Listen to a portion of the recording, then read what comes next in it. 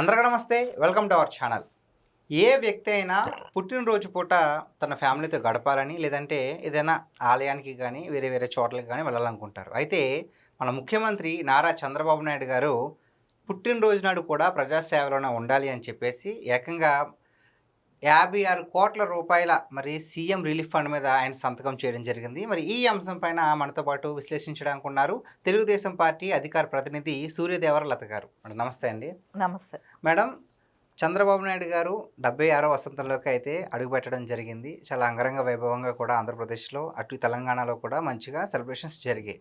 అయితే ఆయన మాత్రం ప్రజాసేవలో ఉండాలని చెప్పేసి కొన్ని కార్యక్రమాల్లో పాల్గొనడం, మరీ ముఖ్యంగా తమిళనాడులో ప్రచారానికి కూడా వెళ్ళడం జరిగింది. సో ఓవరాల్గా 76 లక్షల రూపాయలు మరి ఆయన సతీమైనటువంటి నారా భువనమ్మ గారు అన్న క్యాంటీన్లకు విరాళంగా ఇవ్వడం జరిగింది. అంతేకాకుండా సీఎం రిలీఫ్ ఫండ్ కింద 56 కోట్ల రూపాయల మీద ఆయన సంతకం చేయడం జరిగింది. ఓవరాల్గా దీని మీద ఏం చెప్తారండి? అంటే నారా చంద్రబాబు నాయుడు గారు ఎప్పుడు కూడా ప్రజా జీవితానికి దగ్గరగా ఉండే వ్యక్తి.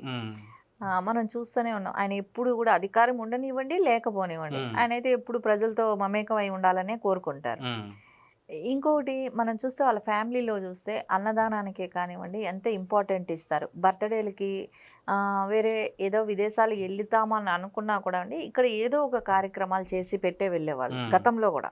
ఎప్పుడైనా లాస్ట్ టైం బాబు గారు లేనప్పుడు కూడా అంటే ఏంటంటే ఎక్కువ భాగం వాళ్ళకి ఏదో ఒకటి మనం చేయాలి. ఇప్పుడు బర్త్డే అంటే దేవాంశ్ గారిది మనం చూస్తూనే ఉన్నాం.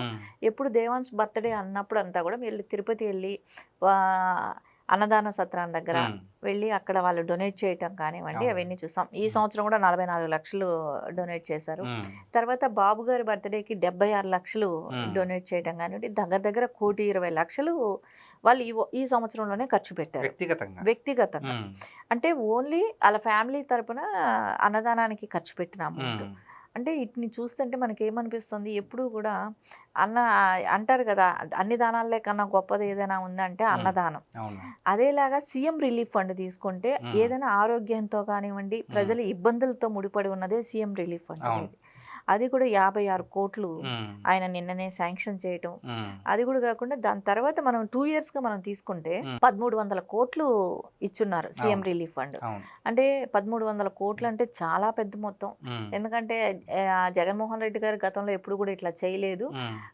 ఇప్పుడు ఎవరైనా కూడా ఆంధ్రప్రదేశ్ ఉన్న పరిస్థితిని చూస్తే పక్క రాష్ట్రాల్లో కూడా ఇంత చేయలేదు. 1,300 కోట్లు అంటే పెద్ద మొత్తంలో ఆర్థిక సహాయం చేసినట్టే సీఎం రిలీఫ్ ఫండ్ నుంచి. ఇంకా అలుపెరగని పోరాటం చేసే వీరుడనే చెప్పాలి నారా చంద్రబాబు నాయుడు. ఎందుకంటే మనం నిన్నటి ప్రోగ్రామ్స్ అన్నీ చూస్తూనే ఉన్నాం. కంటిన్యూగా ఎక్కడా కూడా వర్క్ స్టార్టింగ్ నుంచి పొద్దున్న లెగిసిన దగ్గర నుంచి బర్త్డే రోజు కూడా రెస్ట్ లేకుండా పని మీద పని అన్నట్టు ఆయనకి వెంటనే షెడ్యూల్ ఉండటం కానివ్వండి, తమిళనాడు వెళ్ళి ఎలక్షన్ క్యాంపెయిన్ చేయటం కానివ్వండి, అక్కడ విశేష ఆదరణ. అసలు నారా చంద్రబాబు నాయుడు గారు ఏపీలో వెళ్ళారా అన్నట్టు అనిపించింది. ఏపీలోని ఇక్కడే ఎక్కడైనా మీటింగ్లో ఉన్నారా అన్నట్టు అంత జన సందోహం చూడటం కానివ్వండి, ఆయన తమిళ్లో స్పీచ్ ఇవ్వటం కానివ్వండి, ఇవన్నీ చూస్తుంటే యాక్చువల్లీ వచ్చే అవకాశాలు బాబు గారు చిత్తూరు జిల్లా కాబట్టి తమిళ్ అనేది ఆటోమేటిక్గా వస్తుంది. కానీ ఇన్ని సంవత్సరాలుగా టచ్ అనేది కూడా పోయే అవకాశం కూడా ఉంటుంది. ఎందుకంటే ఆ చదువుకున్న టైం వేరు, ఇప్పుడు వేరు కాబట్టి. అప్పట్లో సినీ ఫీల్డ్ అంతా కూడా ఆయన మినిస్టర్గా ఉన్నప్పుడు చెన్నైలో ఉండేవాళ్ళు కాబట్టి ఇది కూడా ఉండుంటుంది, కొంచెం టచ్ ఉంటుంది. అది కూడా కాకుండా బార్డర్ జిల్లాలు కాబట్టి ఖచ్చితంగా కొంచెం ఆ టచ్ ఉంటుంది. కానీ ఎక్కువ ఇటు ఆంధ్రప్రదేశ్లో అన్నప్పుడు క్యాపిటల్ సిటీ ఈ సరౌండింగ్స్లో ఉండటంలో అనేది చాలా సంవత్సరాలు అవుతుంది. అది అంత టచ్ ఉండకుండా పోవడం. అయినా కూడా ఆయన మాట్లాడటం కానివ్వండి ఇవన్నీ చూస్తే ఖచ్చితంగా బాబు గారికి లాంగ్వేజెస్ మీద పట్టు కానివ్వండి ఇవన్నీ చూస్తుంటే చాలా ఆశ్చర్యంగా అనిపిస్తుంది. నిజంగా 76 సంవత్సరాలు వచ్చిన యువకుడు లాగానే ఉన్నారు ఆయన. అంటే చాలా మంది ఏమనుకుంటారంటే ఈ రోజు నా బర్త్డే, నా ఫ్యామిలీతో గడపాలి, లేదంటే సంథింగ్ కొన్ని ప్రోగ్రామ్స్ ఉంటాయి ఎవరికైనా సరే సర్వసాధారణం. కానీ ఈ రోజు నాడు కూడా మరి ఆయన ఆ విధంగా ప్రజాసేవలో ఉండడం గురించి మీరు ఏం చెప్తారు?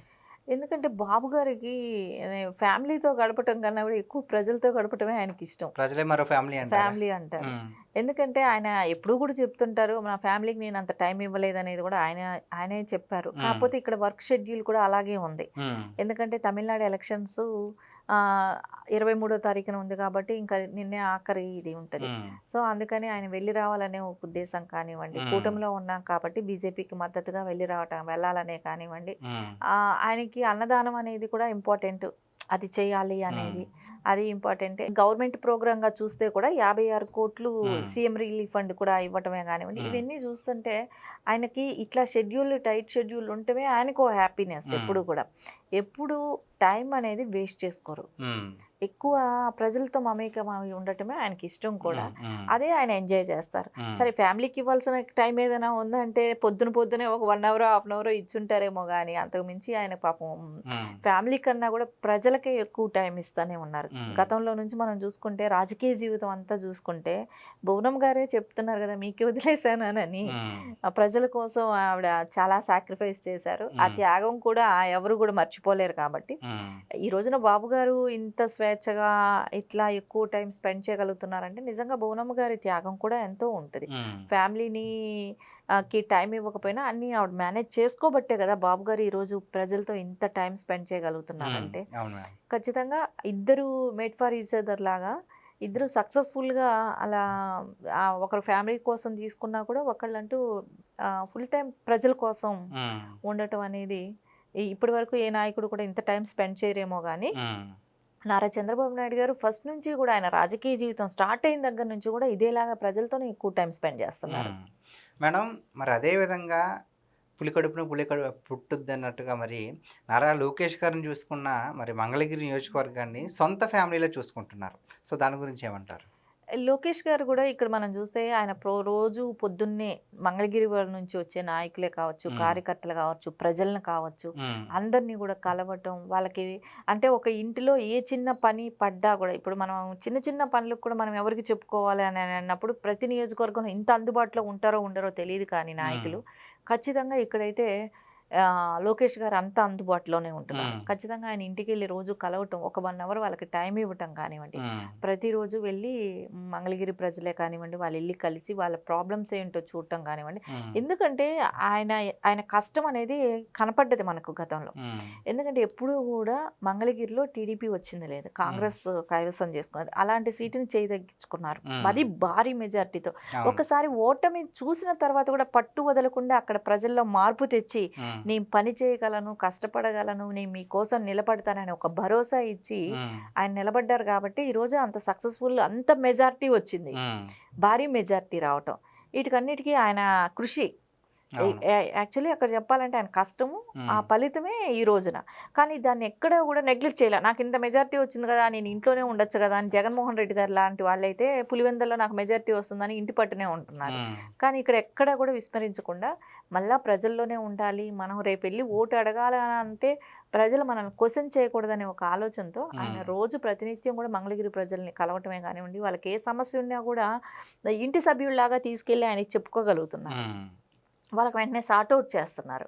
ఇవన్నీ చేస్తున్నారంటే లోకేష్ గారికి కూడా అంతే టైం ప్రజలకు కేటాయించడం. పొద్దున 6 నుంచి కూడా ఆయన ప్రజా జీవితం స్టార్ట్ అయిపోతుంది.